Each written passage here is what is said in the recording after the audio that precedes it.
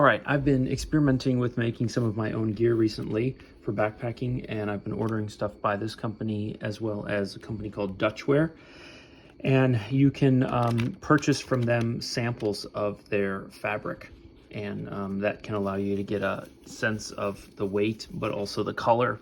And as I got a bunch of stuff, I realized kind of a mistake that I've been making over the years. And that is, I've been assuming that my outdoor equipment is far more fragile than it really is. And so I've been sort of taking care of it quite obsessively. And you may think that there's nothing wrong with that because then your stuff will last longer. But there kind of is something wrong with that, and that is you sort of have this anxiety or fear that your bag's going to fail, or your sleeping bag's going to tear, or perhaps you're impatient with your children if they do something and you think they're about to destroy your new $300 tent. And when I look back on my first backpack, I used to be really careful when I put it down on the ground. And now that I've had all of these materials in my hands and I've done some sewing with them, I just see how extremely tough they are. And I've been working with this one today to make an underquilt. So this is 0.56 ripstop nylon. So 0.56 ounces means that if you took a section of this 3 feet by 3 feet or a square yard, it would only weigh half of an ounce, which is just like nothing at all. You compare that to this is like 5.2, so this is 10 times the weight essentially. And some of the stuff that they make backpacks out of is way thicker than anything I even ordered here.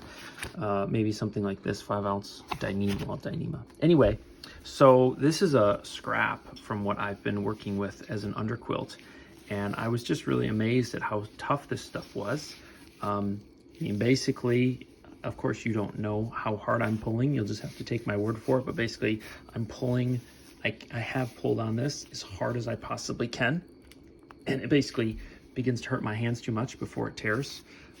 It's just incredible to me that you can pull on something so hard and is so thin and light. And basically, you can push on this, at least in my case, pretty much as hard as you want, and you cannot get your finger to go through this stuff. And this is literally the lightest weight stuff that they sell. And so I recently bought a backpack from Gossamer Gear.